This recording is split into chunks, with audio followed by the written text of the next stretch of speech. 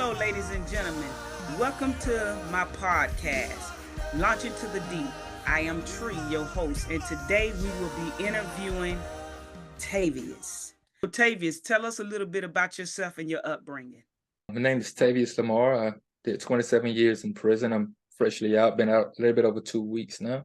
My upbringing, believe it or not, I'm a country boy. I was raised up in the country, chickens in the yard, cows in the field, a couple pigs. And that's the type of life I grew up in. You know, my dad, he wasn't a farmer. He worked as a mechanic, heavy machine operator. And my mom, she was like a factory worker. So my parents were hardworking parents. That caused them to be out a lot. So me, my sister, my brother, we spent a lot of time at the house alone, kind of raising each other, you know what I'm saying? But mom and dad, they did a real good job. I can put no complaints on my parents. Real loving home. Never really needed anything. Everything that I needed, they always provided that. Now, I had some wants, but what kid doesn't, you know? Kids always going to want things extra. And we got some extra stuff, but, you know, everything was provided for us. The religion background in my family was Jehovah's Witness. So I don't know if a lot of y'all are familiar with those or not, but Jehovah's Witnesses, I wasn't raised celebrating birthdays, holidays like Christmas, Halloween. Never got to get into all of that stuff there. And that was hard. As a kid, that's kind of difficult. When I was in elementary school, you know, they used to have these Valentine's Day parties in class, the Christmas parties in class. Well, I couldn't participate. I was the kid that had to go outside of the classroom and stand outside the door while all the other kids pass around the Valentine's Day notes and, you know, join into the festivities. I was excluded from all of that. So that was kind of hurtful as a kid. That was part of my upbringing. When I got into middle school was a little more loose. You know, I was able to get into the crowd and get away from that stigma. Like, okay, that's the kid that don't ever do anything. You know, I was coming into my own at the time. We were still witnesses at the time, but wasn't attending on a regular like we were when I was younger. And by the time I got into high school, me, myself, I wasn't attending at all. I started to get more and more involved into the social life there and the dynamics in school. The school was good. I was a AB honor roll student, never stayed back. I always kept my grades up. My mom and dad made sure I kept my grades up. I would have graduated in 1997, at 98. So, Tavius, you went into the judicial system at the age of 17. Tell us what led you into the path of crime at such a young age. Well, it's a number of things, but I think one of the main things was, you know, I told you I was raised as a Jehovah's Witness. That kind of isolated me a lot from a lot of the things that kids grow up with, you know, having friends, traveling to their friend's house, going to parties and dances and stuff like that. You know, I missed out on a lot of that stuff growing up, and it made me kind of like a loner. So once I got into school, the higher grades of school, like high school and middle school, I always went over and beyond trying to fit in and blend in with people because I felt like I didn't belong, but I wanted to belong, you know? So I found myself getting involved in stuff that I know I shouldn't have been involved in because my mom and dad definitely raised me better than that, but I felt like I needed to or had to in order to fit in and be accepted as part of the group. So that's what kind of started leading me down the wrong path. And I'm not the one here to say, oh man, they made me do it. That's not the case. I was 100% in control of my actions. I know that, but So, explain the nature of your crime. which one? Because I was involved in so many Well, crimes. tell us a few. Okay, it Tell us started off some. When you got arrested, what was it that had gotten you arrested? the night of my arrest. It was actually it was an aggravated assault. A gun was actually fired in the home of someone. We were attempting to burglarize the house, and the gun was fired in that process. So it was an aggravated assault with a deadly weapon. That night was the night that we got caught. The police got behind us in the car and pulled us over, and we had all of this stuff in the car that linked back to prior crimes that had occurred. And that was the crime that got me caught. But that wasn't the worst crime. The worst crime I'm charged with were armed robberies. But the armed robberies happened like weeks before I got arrested. And the way they linked us to the armed robberies, because we had those, the guns was identified in prior crimes, and we had those guns and stuff in the car at the time when the car was stopped. So on the night of your arrest, how did you feel? What did they do? They took you to the juvenile detention center? No. The night of my arrest, I was scared to death. I'm not gonna lie to you. And believe it or not, the first thought that traveled through my mind wasn't that, oh man, I'm going to jail. I'm scared of going to jail. The first thing that traveled through my mind was, man, my mom and dad are gonna kill me. I was more afraid of them and what they were gonna do to me once they found out I was going to jail than what the judicial system was about to do to me. And when I got to the county jail, I didn't call my parents for 3 days. I was that afraid and that embarrassed to call. I didn't want to tell them. I didn't, because I knew I had messed up. And everything that they had taught me through life, that was a hurtful experience. For me to call my parents and tell them that I had been doing the opposite of what they've been raising me to do.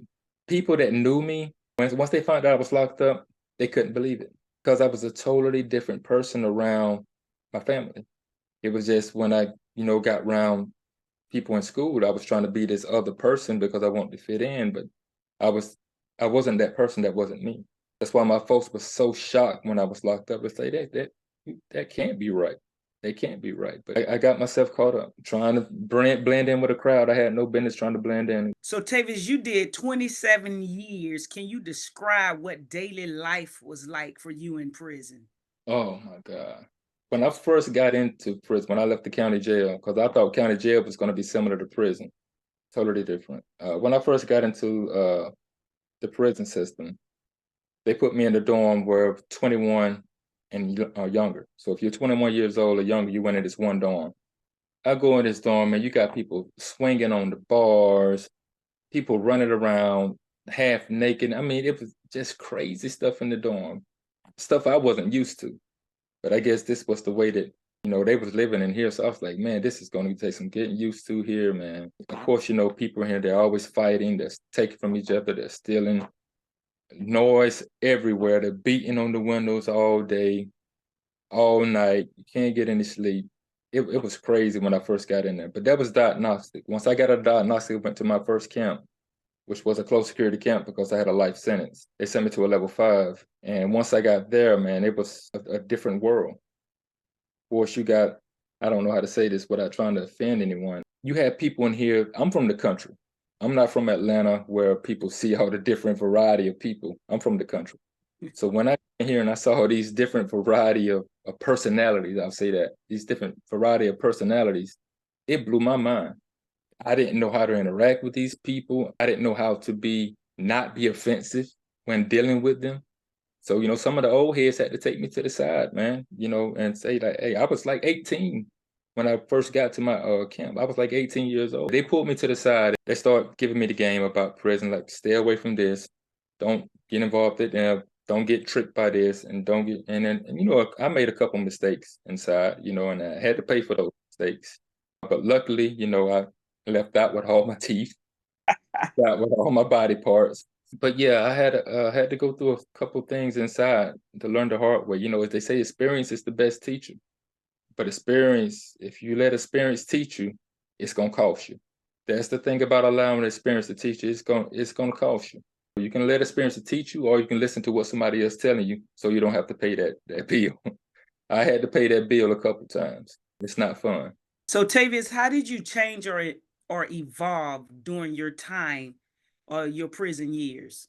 Well, for the first probably 4 or 5 years, I was still stuck in that state when I'm not really knowing myself. I wasn't confident in myself, still trying to figure some things out. I was young. But I met this guy, I never forget him. His name was Jason Cooper, a little short white guy named Jason Cooper. He's still in today. And he told me, he said, man, what are you doing? I see something in you and you don't belong in here. And it stuck me. I was like, what you mean? He said, you don't belong in here. He said, your personality don't fit. You don't blend in. He said, it's something about you, man. You need to start doing something that's going to greater your life instead of just letting it pass you by. And I didn't understand what he was saying. I was like, man, you just tripping. So we sit down and play Monopoly and Scrabble and stuff like that. And day after day, he would keep telling me this. So I'm thinking off the top, okay, buddy's trying to run some type of game. He's trying to get something from me. I need to watch him or whatever. But, after a while, he started seeing more sincere. I was like, man, so what are you saying? Tell me, what do I need to do? So he said, look, I got some connections up in education. I'm going to get you a job working in education at night as a teacher's aide. And I was like, man, I don't know anything about being a teacher's aide. I mean, I had my GED at the time, but that's all I had because I couldn't finish high school. I got locked up before I could finish high school. So he said, don't worry about it. You just be teaching people how to read and how to do basic math and stuff. He said, you can do basic math and read. I said, yeah, I can do that. He said, okay, that's what you'll be having people with. So I said, okay. So he went up there, pulled some strings, and he got me up there. So I go up there and I'm helping people learn how to spell simple words, do simple math. But it was some people in the class that needed a little more. And sometimes they'll, ask me stuff that I don't know, which caused me to go and sleep and come back and say, okay, I got your answer now. That moment started triggering something in me because the more I studied to help them, it made me hunger for more knowledge. Like, dang, I want to know more about this. I started doing that in like 2005. I just kept studying. Before you know it, they wanted me to go over and teach the ABE class, which is a step up from LRR. So these people, they're learning like fractions, decimals, percentages, and stuff like that. And I knew it because I had been studying. And they saw how I was helping them and said, okay, we want you to go to GED class now and teach these people in GED class. I said, okay, and that's your algebra, your geometry topics and stuff like that. I was well versed in that as well because I had been studying. So I do this for, wow. I left that camp in 2009. I did that for the whole while, from 2005 to 2009. When I got to my next camp, word had already traveled about who I was. So they hired me on as a teacher's aide when I got to that camp. When I left that camp, traveled to another camp, they heard about me. They put me on as a teacher. So I was just being a teacher's aide for the rest of my time in prison. It got to the point where I was like, well, I need to do something with this though. So I applied for college and I went on and got into college, got my 4-year degree in interdisciplinary, joined a group called Coming Good Atlanta. They offer college credits. Got into a coding boot camp and learned JavaScript web development. I got my certification for that. So I just got on this education hype and just started educating myself, making more use of my time, all because of what he told me. He said I was different, I stood out. He made me feel like I didn't have to fit in. You got worth on your own. You don't have to fit in with somebody. You can be the one that inspires other people to try to do what you're doing. And I needed to hear that. So what were the biggest challenges you faced while being incarcerated? I'm a mama's boy. I've never been away from my parents like that. So the isolation was killing me because I was on my own. The people that I got locked, I had co-defendants, but my co-defendants, I've never been at a camp with my co-defendants. Everything that I had to do in prison, I had to do on my own. Coming from parents taking full care of me on the outside to being completely on my own on the inside, surrounded by predators, surrounded by people that are trying to manipulate you out of everything. So that was a hard part for me, adjusting to being independent rather than being dependent on someone. So Tavius, who or what supported you the most while being incarcerated? The people that was trying to keep me out of here in the first place, family. My family stood by me from the day I went in all the way up to the day I got out. My family was there. My cousin, I can't thank her enough. I don't know how I would have made it if it wasn't for my cousin, my sister, my pops, my mom, bless her soul. Now she passed in 2012 while I was in, but they supported me the entire way. They showed me the importance of family. I'll never forget that. So Tavius, you did 27 years, but what was your original sentence? When I first went in, they tried to offer me a plea for 40 to 20, but they wanted me to turn state. And I didn't feel comfortable turning state knowing that I had some involvement in the crimes. So I told him, I said, look, I'll plead out to what I've done. I have no problem pleading out what I've done because I'm guilty. I'll plead out to it, but I don't want to take the stand. I don't want to have anything to do with them. If they want to plead guilty, whatever, but I want to own up for what I did. Just let me get time for that and go. They wouldn't go for it. They said, we'll give you 40 to 20, but you got to turn state in order for us to give you 40 to 20. I was like, well, what type of deal is that? 40 do 20 is they give you 40 years and you do 20? I have to do 20 in, and when I get out, I have to do 20 on paper. That was their deal. Keep in mind, this is my first time ever being in trouble. high school senior, AB on the road student. I don't have a juvenile record. None of that. This is my first time ever being in trouble with the law. And that's what they came to me with. So I was like, of course, I turned that down because I didn't feel comfortable doing that. And so I said, okay, well, you're going to take it to trial and we're going to give you the max. I took it to trial and they held to their word. They gave me the max on everything. I don't want people to think that I don't think that I shouldn't have been punished for what I did, because I do think I should be punished for what I did. However, I don't think I should have been sentenced like I was a career criminal, because I got the same amount of time that somebody would have got if they was out there committing crimes for all their life. They would have got the same time that I got. And how much time they tried to give you? I mean, how much time did they give you after you lost your trial? Life in prison. Life. So they said what I did justified me being in prison for the rest of my life. 17 years old, never been in trouble before. I got caught up with some guys doing some bad stuff. We didn't kill anybody. We didn't even hurt anybody. But they said that justified me being in prison for the rest of my life. Wow. So, Tavius, how did you cope mentally with the prospect of living or having to do so much time behind bars? I literally told myself, once I knew I was going to do that time, and I did this in diagnosis, I told myself, I can't live for myself no more, because I don't see anything worth living for. If they're going to keep me here for the rest of my life, I don't want to live the rest of my life like this. But I knew that my mom and my dad, I knew that they wanted me and they wanted to see me out of it. I dedicated my life to proving to them that I am that person that they raised me to be. And I just hope and pray to God that one day he bless me and let me out so I can show them that, Pops, Mom, I'm sorry. I can make you happy and proud of me again, because I know I hurt them when I came in. That's what got me through it, living for them. So you was ready to end it all at one point. Hey, I was like, I'm in here now. If I'm in this world, I might as well just go ahead and go full-fledged and go in this world, and whatever happens, happens. I was at that point, but I knew I would not have been representing my mom and my pops doing that.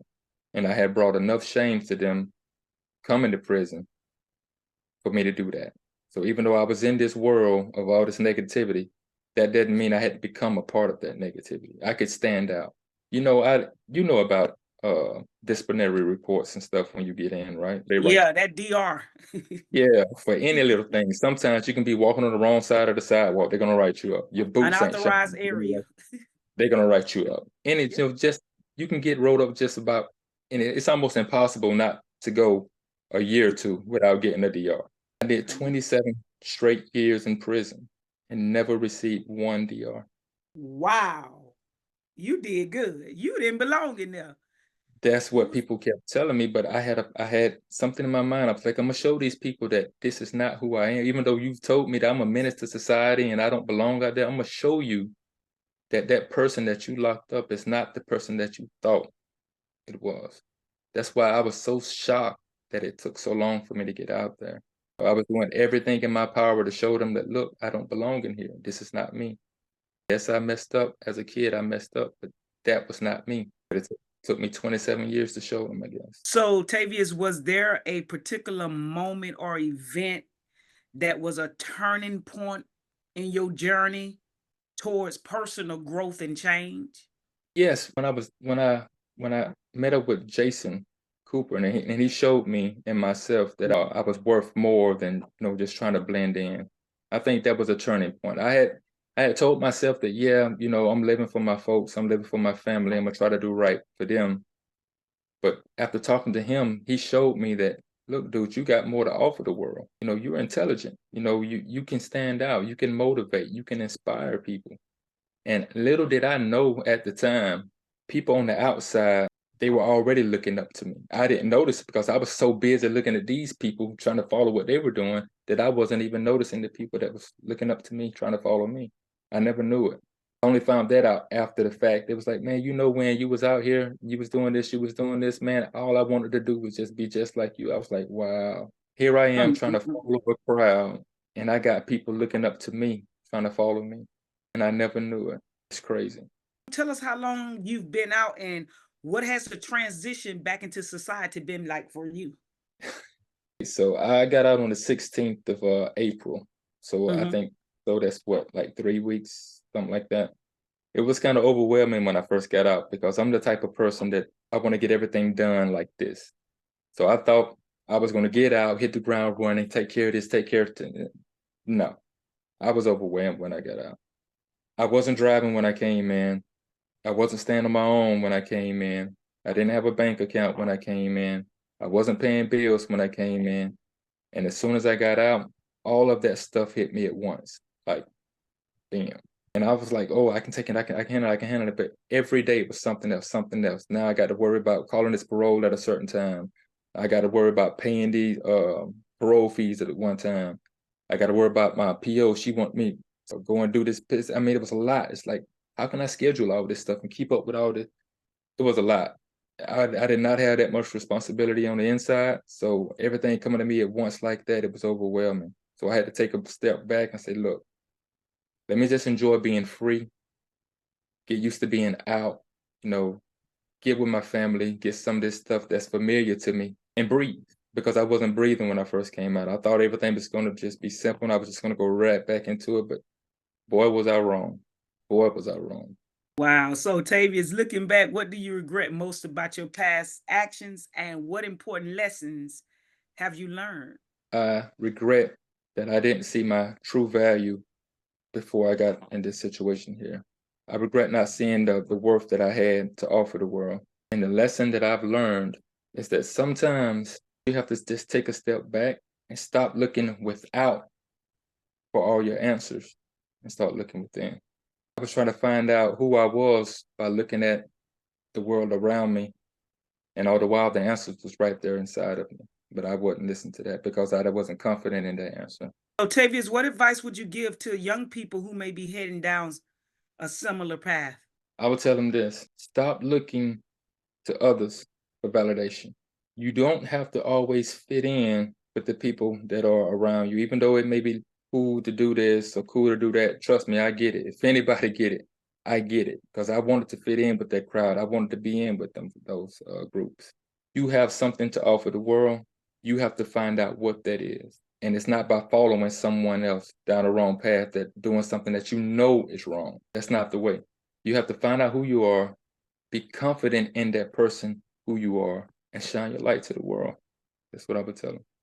So, Tavius, how did your incarceration impact your family and loved ones? Everybody was stunned that I was in trouble because I never got in trouble. I was the quiet one.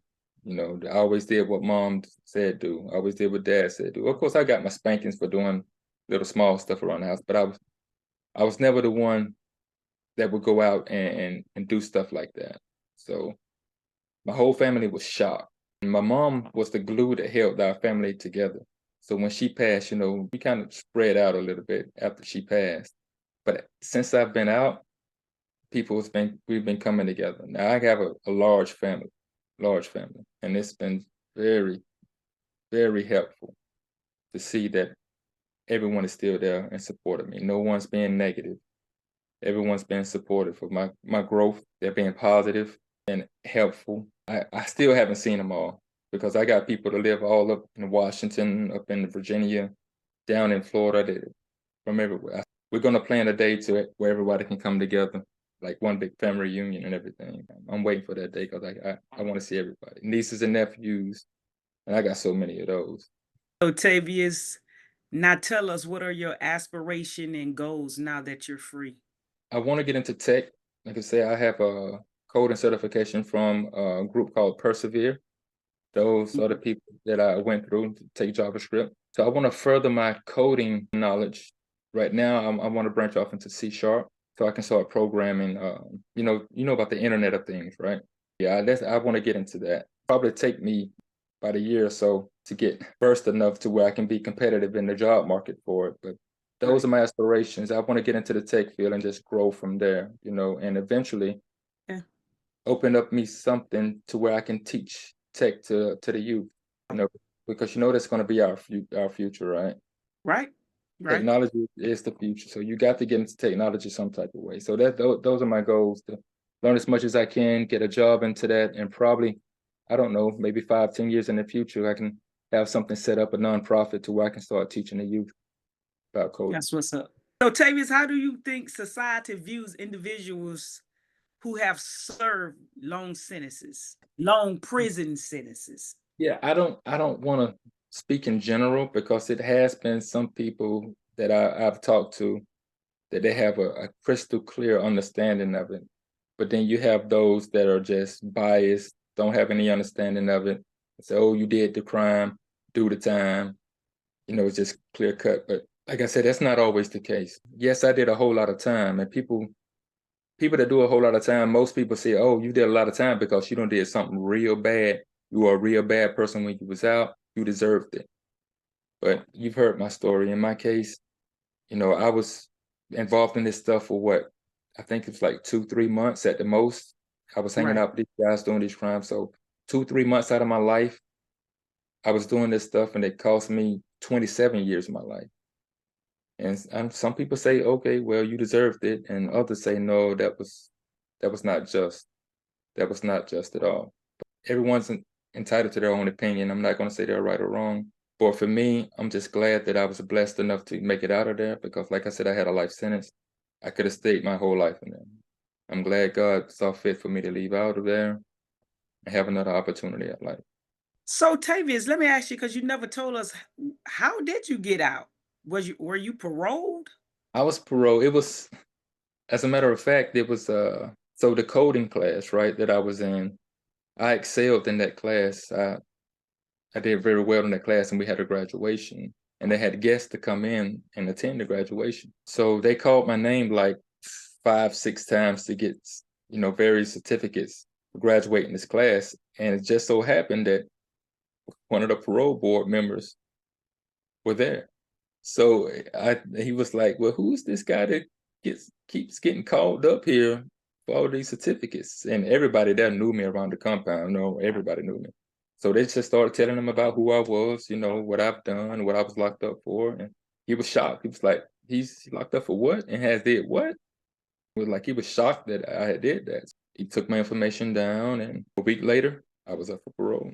So I Wow. think I don't know for certain that he was the one that, made that call, but hey. Wow. So, Yeah. Tavius, what final messages or thoughts you would like to leave with the audience? Well, I just like to thank them for being interested and hearing my story. Thank you for being involved, because you didn't have to sit here and listen to my story. I'm not a very exciting guy, but I would say don't prejudge people based upon their circumstances and based upon the external information that you've received about them. Get to know that person, get to know their story before you make your judgments. Because based upon what the records say about me, if you just read a profile about me, I'm pretty sure you're going to get a totally different picture of what you would get from just sitting here talking to me and hearing about my life from my perspective. So I would say never judge a book by its cover. I guess that would be the phrase I would use. Never judge a book by its cover. Read some of the pages and then make your judgment. Tavius, I want to thank you for joining me on this podcast, Lunching to the Deep, where we fish for the truth to get to the roots. I Amen. always like to leave off with prayer. So would you do us the honor of praying us out? I definitely will. Father, I just want to say thank you for this opportunity here, so I can share my story with the world, Father, and show them how you brought me out of a bad situation that I got myself into, Father. I hope that this lesson and this opportunity can be used to elevate your name, Father, so people can see that you are the way, you are the truth, you are the light, Father. Let your blessings shine on us all, Father, and guide us to the places where you know we need to be. In your son's name we pray. Amen. Amen. Tavius, is there any way that we can find you on social media? What are your social media handles? I'm on TikTok under Journey Taken _, and I'm also on YouTube as Tavius Lamar 80. Though I'm also on Facebook under Tavius Lamar. So those are the only 3 platforms that I'm on right now.